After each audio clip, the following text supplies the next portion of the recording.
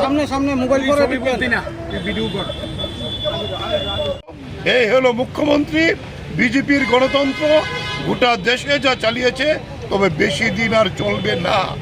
মানুষ কিন্তু তৈরি হচ্ছে, খান খান করে ভেঙে যাবে এই সরকার।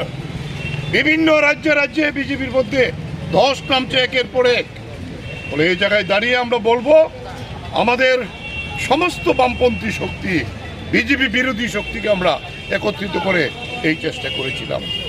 ভোট হলে ওদের খবর থাকতো না। এই জায়গায় দাঁড়িয়ে আমরা এই প্রতিবাদে আমরা বলবো, আমাদের প্রার্থীরা, আমাদের সমর্থকরা এখানে আগরতলা শহরের রাজধানীতে এই প্রতিবাদ আমরা সংগঠিত করছি। এই Bamutia block, Mohanpur block, Jirania block, পুরাতন আগরতলা ব্লক, ডুকলির তারা চেষ্টা করছে এখনো। পুলিশ যদি দেয় আমরা ডুকলি দেখে যাব। আমাদের প্রার্থীরা ডুকলি আমাদের অফিসে অপেক্ষা করছে। আজকে তেপানিয়া ব্লকে লাঠি নিয়ে দাঁড়িয়ে আছে। এর আগেও তেপানিয়া ব্লক আমাদের মেরেছে। মাতারবাড়ি ব্লকে লাঠি নিয়ে দাঁড়িয়ে আছে। নলছড়ে আমাদের প্রার্থীরা দিতে পারছে না।